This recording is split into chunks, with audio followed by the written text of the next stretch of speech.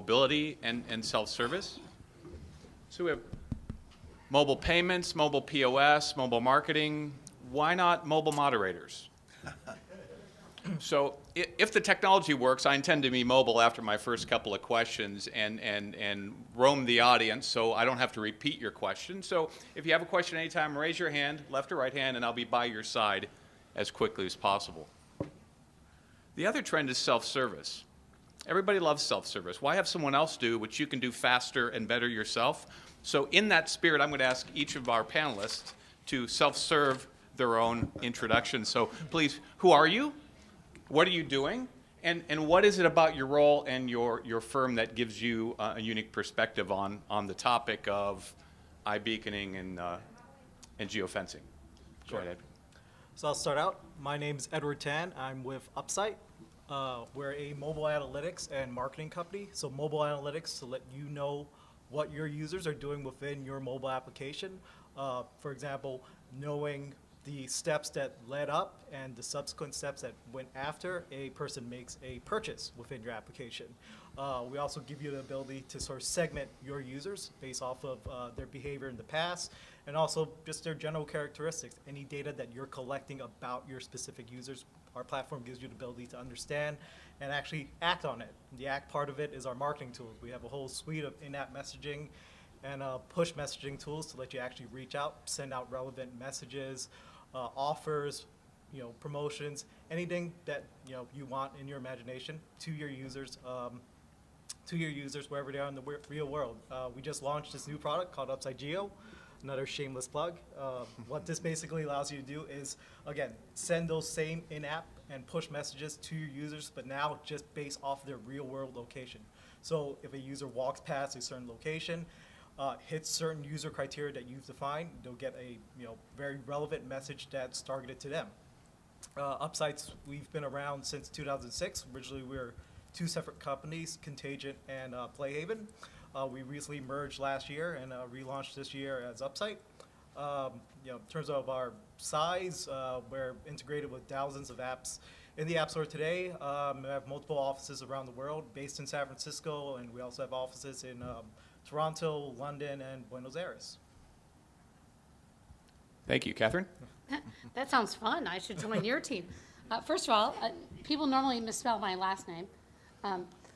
They misspell my first name this time. So I'm Catherine Lindner. See, literally, everyone misspells my maiden name is Nonenkamp, which creates a whole nother set of. I spent 13 years at Walgreens. Ultimately, I was VP of retail marketing, and I was also in charge of the merchant team in beauty, fashion, personal care. So I joined Shelfbucks in the last few months because I believe we need to move beyond the printed circular. And I'm excited at what we have. We are a beacon-focused technology that allows consumers and retailers to deliver content, offers, ratings, and reviews in an efficient way at the shelf within the retailer's ecosystem. And I think it's really exciting. So that's why I'm here, and I hope to deliver some great content for you all today. Thanks, and it's Catherine. CatherinE. And good afternoon. My name is Bill Clark, and it's very easy to spell. Yeah. Anyway, which has got a whole set of issues by itself anyway. I am with Spindle. Some of you may have heard some of the stuff yesterday. Spindle is a mobile marketing or a mobile commerce company, and we own the Yowza brand, which is a national app, much as Andy talked about in the last session, that is designed to deliver content today. We have 17,000 brands on the platform. We do about 200 coupons an hour, and we have announced about 3 weeks ago at the CTIA show our beaconing product. So rather than partner with some of the beaconing networks, since we already had the content, it seemed much more appropriate to add beacons to a platform that was already a geo-targeted type of a solution. So to the second or third half of their part of the question, we're in the business of doing this. Actually, it seems that all three of us are in the business of delivering geo-targeted type of advertisement coupons, offers, announcements. And in fact, now we're all doing it in-store with beaconing, which is probably why we're all on the panel. So that's it. I think some people have had a chance to come by and talk to us in the back of the room about the products. But it's an emerging market, so it's a good topic. And even with all the stuff we've heard for the last 2 days of the show, there's still some great opportunities and a lot of unanswered questions that I think we're all going to learn about next year. Thank you, Bill. First question is for you, and this is just kind of a level set. It's a simplistic question, but just to be sure we're all on the same page. iBeaconing, geofencing. What are we talking about? What's the technology, and what is the specific capability? For me? Yes. Yeah. All right. So geofencing is the idea of watching a consumer through a GPS location cross a predefined boundary, right? There's a number of ways of doing that, proximity to a point, or even by actually some companies create a geofence. And when that consumer crosses that boundary or crosses into that area, much like perhaps walking into a Chevy dealer and receiving coupons from Ford, the idea here in many cases is to know that somebody's in a proximity. So geofencing works, it works well, and I think probably all three of us here on the panel work with some form of geofencing. The problem is when you walk indoors, geofencing is problematic. And specifically, geofencing is a very broad macro level of driving a decision. And what we're all trying to do now is to give you a different experience when you're standing in front of, like we said yesterday, the Sony TV versus the Samsung TV. And geofencing isn't certainly a technology that can get you to that kind of a granular level. Okay? Excellent, thank you. All right. Yesterday, someone made this statement that to do beaconing, a retailer would need a native app on the customer's phone. Speak to that. Do you agree with that statement? Is that the state of the art? And if so, what are the tangible implications for a would-be adopter? Edward, go ahead first. Sure. No, I wouldn't necessarily say that's true. That's just one way for a retailer or anyone with an app to go out and actually interact with a customer. But there's other options out there there's other ways to pick up an iBeacon signal that doesn't necessarily have to be on a retailer's native app. That being said, generally it would be a good idea for retailers to take full advantage of this mobile channel. And really utilize iBeacon. So to go to the point that Bill was making earlier, with GPS location, I really look at that as more of sort of macro level targeting. Whereas when you get into a store, that's more micro level targeting. You're going to want to be able to target specific messages to specific users based off of their actual interests, things that are relevant to them. iBeacon technology enables you to do that, and through a native app that a retailer has, definitely is a great way for them to send out relevant offers. Someone's standing by a rack of jackets that are red, in their purchasing behavior in the past, that hey, they bought winter coats that were similar in shape and size. It's around the same time that they might be buying again. Let's send out some message, something that's relevant to them that says, hey, these are coats that you are looking at. Why not check them out? Here's a discount, something like that. I have a strong opinion on this. Go ahead. Okay, sorry. Having been a retailer and having been the vice president of retail marketing at Walgreens, I believe that retailers want consumers within their own ecosystem. And it's why at ShelfBucks, we are creating a white label app that can plug into the retailer's own app. Certainly there are other apps and there are other possibilities, but as a retailer, in my experience, they want people in their own space. And so to the extent at which we can do that and provide value is important. Now people say, how many, and I heard it in the last session, how many apps will we download? And here's my answer. Walgreens has 35 million members on their app. They do it because they have a differentiated offering through their pharmacy, where you can scan your prescription and upload it and move on. If we can do that on the front of the store or in other retail outlets, consumers will download apps that are important to them and that add value. To the extent at which we can add on to that is important. And so I think that's, from my point of view, I think retailers are going to really want folks within their own ecosystems. And to the extent at which we can add on to that value so that they have consumers that want to add on to their app is valuable. That's just my point of view. So a couple comments. Certainly, the debate is whether or not individual branded apps will win versus a broad network app. And actually, certainly the top 5%, if you will, big box stores will likely continue to carry their apps. They'll be able to provide enough differentiation and may be able to maintain that for a period of time. However, I also do believe that with a more universal solution, we may see some of that erode. And in the couple of the conversations that I've had already here in the last 2 days, I actually believe now that it'll be a collaboration. It will be a open network type app, maybe like a Yowza or a Shopkick, combined with potentially some value for those in-store apps. And the reason is that if somebody's going to carry an app and they're looking to shop, they're looking for discovery, they're looking for things as they move around the environment, they're not likely going to do it on one retailer or one particular brand's app. They're going to use that to find that brand or to find the deal, and then perhaps switch or integrate or connect in some way to that brand as they get in or near the store. But one point I thought I'd make to your question earlier, you asked if it had to be on a native app. Whether that's the brand's app or an open app of some type, it does have to be on an app, because a beacon does nothing more than send out a signal, and what the phone does when it receives that signal determines what's delivered to the consumer. So something has to happen on that user's phone, be that a Target app or a Yowza app or any other type of app. Excellent. Thank you all. Yep. Now, having the microphone is really kind of a cool sense of power. More of you should try it. And we can't see you in the dark over there. I'm very happy to share it. Questions? If not, you'll hear from me, unfortunately, more.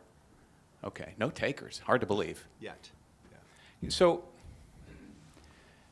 Jack Philbin yesterday characterized a common consumer sentiment of, don't mess with my phone, right? So that to me suggests that pioneering technologies and benefits, right, come with some potential peril. So if you would, please, each of you comment, based on your experience, what are some common watch-outs or pitfalls a new retailer experience might encounter, right? Or, what do they need to watch out for as they go? Sure. Your turn. All right, I'll start. Well, I think that's where it has to be at the opt-in. So if I think about the Walgreens app, you've opted in the Walgreens app. In our program, you double opt-in. You'd walk in and say, hello, Catherine. Do you want to see some offers today? Swipe. And if so, then you go and get pull messaging. I think the key thing is balancing push versus pull. I think too much push, everyone is going to consider it spam. And so I am a firm believer in the pull messaging that our company is proposing with regard to the use of beacon technology. And other than that, I think people are going to really be offended at. I think it's interesting that even beyond their email or their home phone, I think people feel their cell phone is very personal, and that when people when companies or businesses reach out to their personal cell phone, I think they feel it's very personal, and I think we have to be very careful. There's a very fine line between being able to push them messages or not. So that's my view.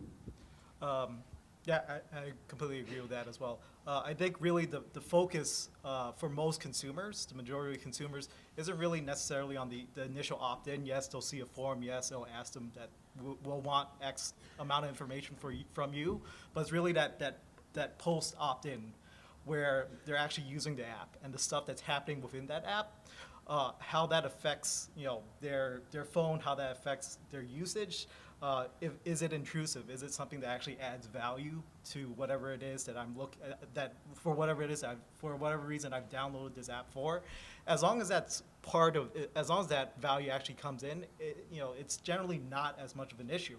And again, I'm also siding on I'm also on the side of more pull mechanic when it comes to sort of reaching out to users, engaging users. I like to use the analogy of, like, when you're driving down a highway and you start seeing signs that say, 100 miles to the Grand Canyon, 50 miles to the Grand Canyon, so on and so forth. That type of sort of encouraging behavior, encouraging marketing that sort of piques interest and brings the user closer to a particular transaction, a particular action that you want them to do. That's really more of the type of marketing that's much more effective, as opposed to hitting them over the head with a hammer and saying, listen, just do this all the time. So. Well, thank you for coming to Arizona. So I agree, actually, but I think what we really are going to understand over the next year with beaconing is what is the right strategy, what is too much push, what's too much pull, and I think too that the circumstances sometimes determine whether or not you're receiving too much. So if you're out shopping, maybe you want to receive more coupons, more offers, more information. However, if you're cutting through the mall to go to the movie theater, you may not want to receive anything. So that's some of the things that we're working with in trials. I'm sure you guys are as well, and some of the things that you're doing is trying to figure out what that magic balance is, perfect some of the analytics and the decisioning that happens with the ads, and even to some extent on the privacy side, right? When do you push something even though you might know something your user might not know you know? And I think we learned that with the Chico's example, right? That's their data. They have that information. But some consumers may be a little concerned. And again, they use it the right way. They're using it for their store inside by their sales associates. So I actually was very impressed with what they're doing. However, it could give some consumers some concern, and I think we heard some of those questions earlier. So it's really something that we all are going to learn over time, and I do believe that based on some of the trials going on now, that at least are a little more public, such as the Macy's and others. They started at some very basic level, and I think the intent is to learn. Certainly with our different projects, we have some that are a store in a store. We have other things that are happening. There's other reasons for doing beaconing other than simply to deliver an offer. So we're going to all learn, and I think this year at Christmas there's going to be a few pilots out there, some trials, a couple of stores that have used it, and I think 2015 becomes really a rapid evolution of the technology and the perfecting the science, if you will. Yeah, I just want to add one thing, that completely agree again, but A/B testing, that fine tuning of knowing what works and what doesn't, that's a very long process, and understanding data, being able to segment users, understanding their behavior, understanding when things convert, when things don't convert, that sort of fine tuning process is a long one, but it's a necessary one. And in many ways, the market that we're in today is still very much nascent when it comes to marketing based off of location, marketing in general through mobile. Very good. So like many things, this is both art and science, right? And some more testing art and right learning now, needs guys. to happen. Thank you. We have a question from the audience. Hi, I don't mind so much when I'm in a store. If you know where I'm walking around, I may or may not like getting all the coupons. But I was really freaked out the first time I got the message from Walgreens that, hey, you're passing by a Walgreens. I'm sure somewhere along the way I accepted something. Shockingly, I may not have read all the terms and conditions. But do you see a lot of people just turning off every damn geofence option just because people don't want the world to know where they are? It's kind of freaky. I'll comment on that, and I'm no longer at Walgreens. And I'm concerned about the geofencing that actually, quite frankly, my team before I left was looking at. Because I think people, it's like my example is Minority Report. I mean, maybe I'm too old, but like Tom Cruise, when everyone, that all those messages were coming at him, and it's kind of creepy, right? And I'm very concerned about that. And so I am worried that folks will turn off the app because of that, geofencing. And that's what they're using. They're using geofencing. They're not using any kind of iBeacon, anything at this point. And I'm worried that consumers will be creeped out by that because they feel like Walgreens is a trusted partner. They have their prescription information. They have mine, and that's a problem. And so I think it's a really fine balance between knowing you and personalization and being too creepy, for lack of a better word, as was stated with Shopkick, right? That is now owned by the South Koreans, oh, by the way, like let's just add to the creepy factor. So I think it's an issue, and I think that we have to find the right balance. At the same time, I look at my kids. So I have an 11 and an 8-year-old boy, and they'll give away any information, whatever. Like, you know, I think about like our kids coming up, and like there's no, I don't know if you all have kids that are older, but I only perish at the thought of what's coming ahead of me. But all I know is that the kids ahead of us, they put everything out on Facebook. Like they are not worried at all about this, much to our peril. But also, we have to market to that, understanding that they are not worried. And so how you find the right balance with that in our marketing space, I think is really critical. It's why I'm so, honest to goodness, I looked at, I managed a budget at Walgreens in the hundreds of millions of dollars. And much of it was spent on, the vast majority was spent on print. And I figured someone had to, on printing the circular. And I figured someone had to figure out something better. And whoever did would have a lot of fun and make a lot of money. And I'm with my current company because I think we might have figured it out. If we haven't, someone in our space has. I feel that the space we're talking about here is the right space where we have to go, whether it's my company's technology or not. Because we can't keep just printing paper, because my kids aren't going to read it. We have to figure out some space that's more customized, and it has to be done in a mobile virtual space. How we figure that all out is, I think, the discussion we're having here today. So to your comment, I have an interesting add-on to the scenario. So while you were geofenced, you apparently at one point downloaded the app, and the app was still running in background, which they all do. And as you would guess, we're in the business, like all of these companies, so we have all of the apps. And I always find it interesting. So when you received that push notification, did it provide any value to you? No. Yeah. Right. Right. So the opportunity for us as marketers and retailers and technology providers is to only give you that when you should get it, when you need it, rather than when you happen to be driving down the road, right? And that's the point of walking into the mall when you're receiving coupons, when you're going to the movie theater and you're not shopping. So we will, as an industry, get better at the science of deciding when to send you those kinds of notifications instead of very basic, simple geofencing that simply is triggered when you drive by.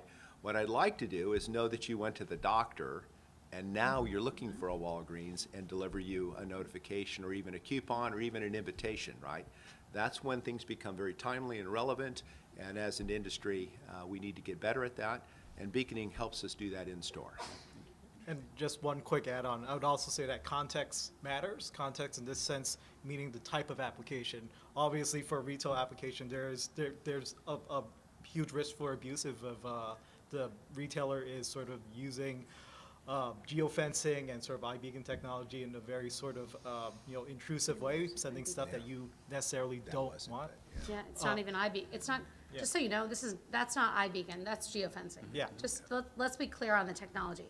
iBeacon is much narrower. This is what you experienced was geofencing. Yeah. Just But all the apps are using it, Yeah, right? but just more in the broader context of what it means, depending on the type of apps. Catherine, you alluded to it somewhat just in terms of like there's a generation gap as well, but the type of application matters as well. So for instance, like a dating application, getting more sort of geofenced messages about, hey, a user that you've connected with, within our app is within the same area as you. Why not check out this location there? Why not go on a date, et cetera, so on and so forth. So the type of application also, influences how much that sort of messaging, that outreach is intrusive. Edward, thanks for the lead into my next question. Are there specific, do we know enough yet to say there's specific verticals where this geolocation-based engagement is more effective? Sure. So, Yeah, I would say within retail space, it's a much more nascent environment. There's still a lot of testing that's going on, but in terms of verticals that are actually using it much better, gaming is a great sort of example of being able to reach out to users based off their locations. Geolocation-based games, alternate reality-based games that sort of utilize location in an interesting way, not necessarily just to market to them, but sort of adding value to the actual product, the actual app that they have.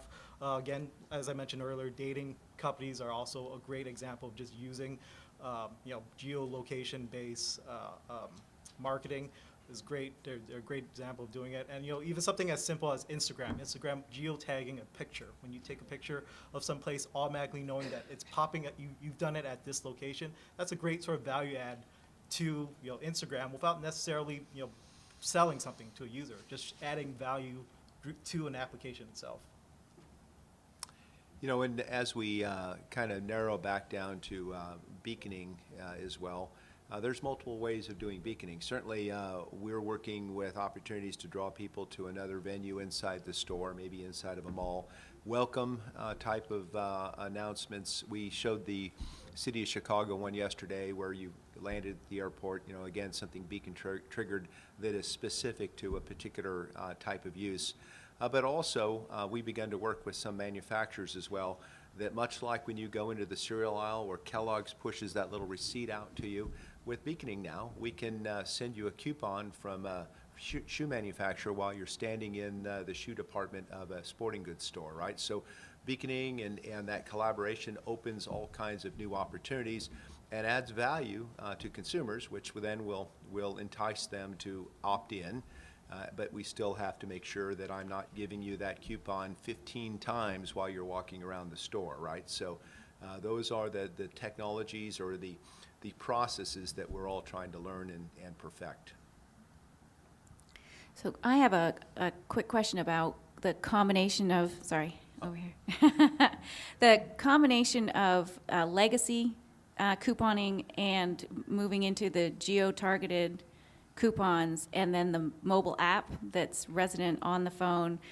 My challenge right now is, I'll use Target as a good example. They seem to have tried just about everything. My problem is none of it seems to come to bear when I hit the point of sale.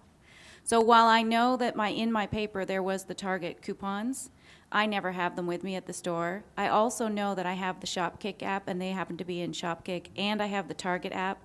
There's stuff in there I know there is. But when I go to actually make a purchase of a specific thing of toothpaste in a Target, I can't get all that to happen.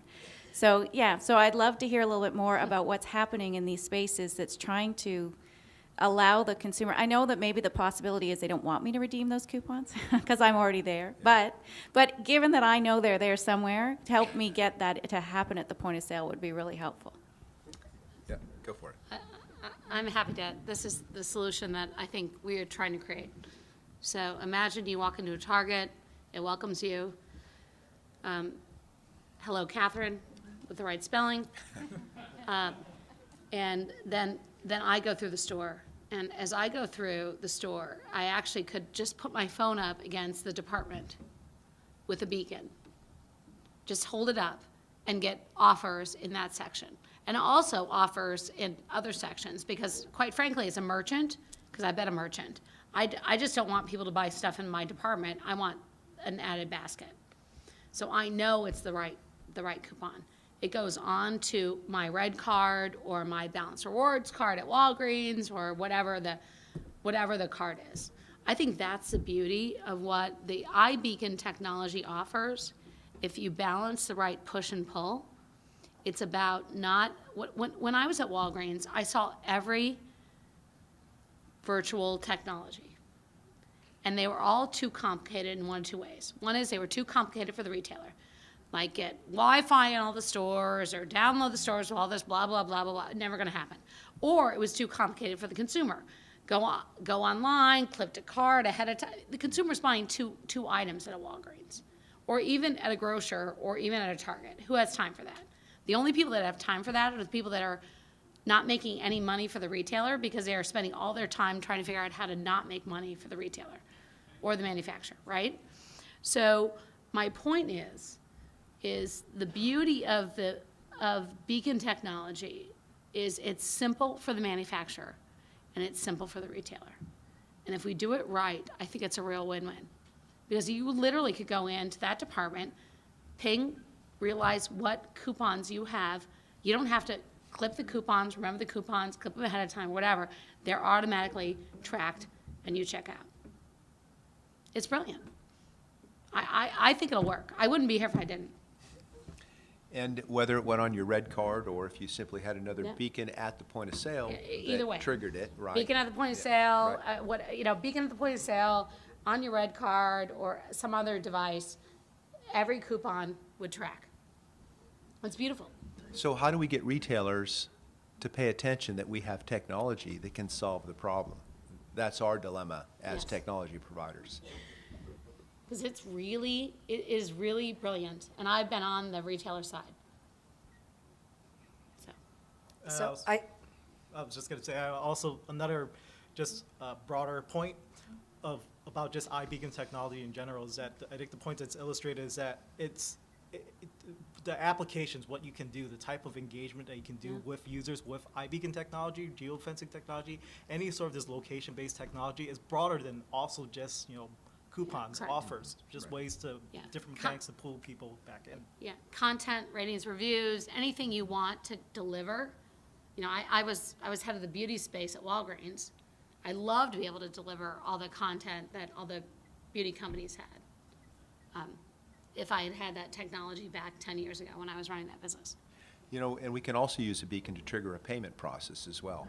So whether that's an NFC type of a transaction or an MCX one, which is not a non-NFC, there's no reason why with a combination of beacon technology, some integrated cloud-based payment solutions, which are really almost available anywhere now, but it all comes down to the point of sale. Things have to progress, if you will. Technology has to be changed. I spent 17 years at First Data, and we spent most of our time trying to get people to turn off terminals that still didn't truncate card numbers, right? So that's what we're up against is an evolutionary process to accelerate. And again, to the comment on the theme we've had here for the last couple of days, hopefully with Apple and other people stepping in, we can create some momentum and we can all take advantage of some of the newer technology. Thank you. We've got 3 more questions. I'd like to Okay. have time for all 3. So I think the industry has a much more basic problem. This is a technology that can help retailers make customers feel special. We all want to feel special when we walk in. But if you look at it, this is an adaptation of RFID technology that has been, it's the same concept, Bill, and it was governments tried to deploy it both in Canada and the US in enhanced driver's licenses. And when customers knew, or drivers knew, that if they didn't put that card in a shielded area, that people would know where they were from 300 feet away, they rejected it. So here's the scenario. You tell your children never to speak to strangers, but they walk into a store that uses beaconing or geofencing, and the store now has their name, and in an effort to make them feel good, they say, "Hi, Catherine," and this is your young teenage daughter who then walks out of the store at night, and a man comes out and says, "Catherine," and she turns around. We're going to have to, as an industry, identify all of those potential risks and determine how to deal with them before retailers are going to feel very comfortable and customers are going to feel comfortable. Customers will rush to this to begin with because they like what they see, but the first time that one of those incidents hits the media, it could do what it did to enhance driver's licenses, shut it off. So who within the industry is the right place to go? Where's the right place to go to have these discussions now before it's too late? Well, first of all, beaconing is simply a transmission of an ID. So no data is passed, no data is passed back. A beacon is simply a dumb device with a battery in it. It's the phone and the app that does the magic. So if your teenager has the app and has put their information into the app, and certainly from our standpoint, we do track things anonymously. We wouldn't know who the person is until they provided us that information. But I can also guarantee you that that information is already out there by anybody who has a cell phone, right? But your point's valid. It is something that I think we all need to be aware of. And to the point of tracking, tracking isn't really done, again, by the beacons. It's being done through the app. So maybe what also should happen is that we should have informed consumers to know which apps they should be running and which ones they shouldn't. And I can guarantee you that you can't avoid if you're running any kind of Facebook or any of the other apps. So essentially, probably shouldn't give our teenagers phones because they are being tracked. So I agree with Bill. The beacons are just facilitators. And quite frankly, our system has no data. It's only kept within the retailer's ecospace. We only get back the transaction data that we have, and we only know the transaction data based on the numbers that we get, not on the people. That being said, I think it's a valid point and understanding, because my fifth grader now has a phone, and so I'm trying to figure out how should he manage his iPhone. And my husband and I debated on should he have a phone or not, and we decided he should, because we can teach him how to use it or not, or we can wait till he's old enough to probably figure it out, and then he'll be too old to listen to us. Yes. And so I think it's a good question on how much privacy is too much and what's the right point. And I think we're learning that. But none of this, I believe what I love about the iBeacon, at least what we're doing at Shelfbucks, is very little is push. It's really all about pull and gleaning information. And that's the only information we have. We have no information. We collect no information on the people themselves. I spent 11 years at IRI before I went as a Walgreens. So I love the information on the people, because I studied math economics as an undergrad. So I love all the data, but that's not going to be part of our ecosystem unless people choose to give it to us. But I think it's a very good question, because I think people are going to have questions about this, and I think we have to have some standards. I'd also say, too, that our beacon system is proprietary to us. We've encrypted the beacons. I think we're We have all too. doing that. And, but the iBeacon system in and of itself is not encrypted. And so it's why it's important there are companies like Bill's, yours, and mine, because the system in and of itself is not very safe. I mean, Right, and I think it'll get better. It will get But better. my point was going to be, too, that hopefully, and I say hopefully because we don't have an example yet of how this might happen, but certainly conceivably it could, that someone else could get onto or recognize beacons or somehow trigger a phone to do something if they were truly looking to track a child or something. So, I don't inherently know how that would be done, but I certainly can understand the concern, and the information is available to some extent out there. And so it is all driven based on the phone. And certainly as more viruses and more things become pushed to the phone, there's new opportunities, and certainly why we encrypt and we do the things that we go do. And, and our kids are out there too. So we're trying the best we can, but I think your point is still valid. And I'll just add one sort of different facet on this topic as well, addressing more of the concept of like marketing outreach to minors. There's certain regulatory legal statutes that can govern how that interaction takes place. COPA, for instance, sort of dictates how you can reach out to children, how that data is stored, whether or not what you can and can't do with it as well.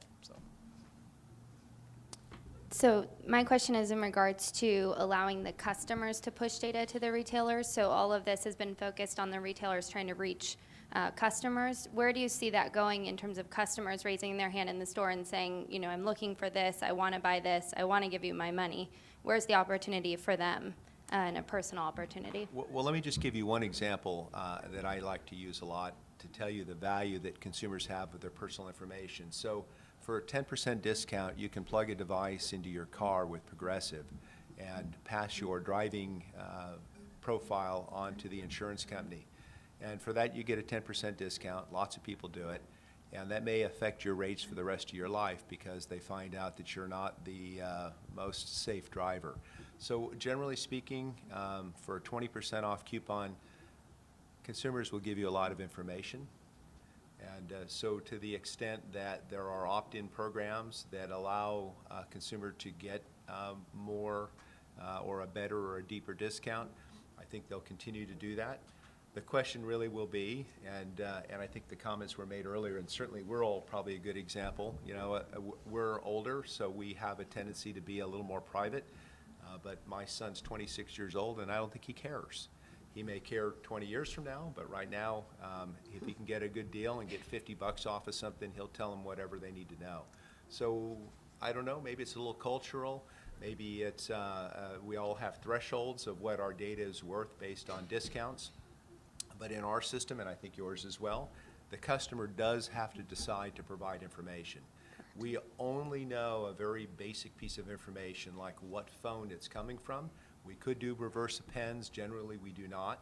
But we collect data over time that the customer provides willingly through an opt-in program. Agree. Yep. Agree. And that's actually a question I've thought about a lot, because from a sort of value add perspective, it's a very exciting space, like just retail, how mobile applications, how location can sort of transform how consumers interact with a store. One example that I like is sort of just the idea of, you know, if you go to Macy's, or you go to any sort of retail outlet, and you're just looking for a sales associate for some reason, just to, you know, ask the question something, and it's hard to find one. One idea that I think would be pretty awesome would be just the ability to be able to pull up your app and flag down an associate. Like, you know, if a store, if Macy's, for example, had iBeacons deployed in their store, had some system set up where, you know, a sales associates would have a special app where they would be able to receive a signal from a consumer, and then knowing that, hey, this consumer is in the dress department, there's no one in here, let's send someone over. He's asking for help, let's send someone, or she's asking for help, not he. She's asking for help, let's send someone over to help this person find that dress that they're looking for. Like, there's a lot of different applications for it. My husband and sons buy me dresses for Mother's Day and my birthday. So they go to Macy's. Yeah, yeah. Just so it may be in May, Yeah. just so you know. You know, another point though too, and certainly we know from the Chico's example, you use a credit card, you use other pieces of information, the store already knows who you are for the most part, and all we're doing here with iBeacon is adding another technology to enrich that shopping experience. So I don't know that iBeacon necessarily changes anything. It simply provides another way to trigger an interaction with the consumer and the store, an enhancement. Hopefully an enhancement, not an intrusion, right? So. I think that's the right balance. It's about enhancement and not intrusion. You said 3 questions. We've only had 2. Are we done? Okay, Edward, you mentioned earlier about the example with the code. And, okay, maybe this person buys code. But if they're gonna buy the code every year, why give them the 10% offer? They're gonna buy the code anyway. Oh, well, the broader example for that was really more of the example of understanding sort of past behavior to sort of drive future behavior, future actions. So, you know, that might have been sort of like a not as a great example, but better one might be, oh, you've bought, you know, I don't know, skis or something, or, and then there's something related to skis. Think similar to like Amazon's like recommendations. Other users who have bought this also have bought this. And it's that idea of being able to segment your users, understand what they've done in the past, and be able to target them better in the future. Just briefly, one of the key things when I first met Eric McMillan and my team is, you know, if they get to the laundry department and they're doing a push beacon, if they're buying laundry soap, right, they've already decided to buy laundry soap. So as a merchant, I really don't care, unless you're buying private label, which maybe I make more money on. But I don't make more money on Tide versus Hall. What I want then is an incremental purchase. So what we've really focused on is not just about the purchase there, but about the incremental purchase, about connecting with the store. Because as a merchant, if I've already gotten to the aisle and I'm pushing the beacon, then it really doesn't matter unless I'm buying my own Tide brand. might care and Yes, may yeah. provide an incentive to you purchase Tide Yes, overall. we've already talked about that. Yes. Yes, they might, but it might not be enough for the merchant to really care, knowing Might Procter not. and Gamble, having negotiated with them over the course of the year. Yes, Tide cares. Yes. So finding the balance between that and finding the balance between incremental purchases, finding the balance between brand versus private label, all those things are all the fine balance we're talking about. But those are the things that, as a merchant, and having spent a lot of years as a merchant, we dance all the time.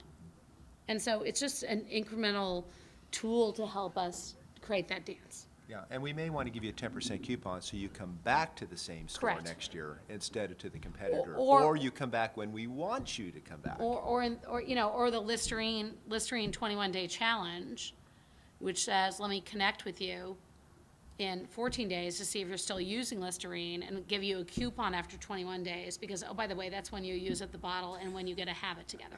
So there are lots of possibilities and understanding all that, and it's a fine dance between the brands and the merchants, but it's all about the incremental purchase. So, And it's a nascent science at this point, so.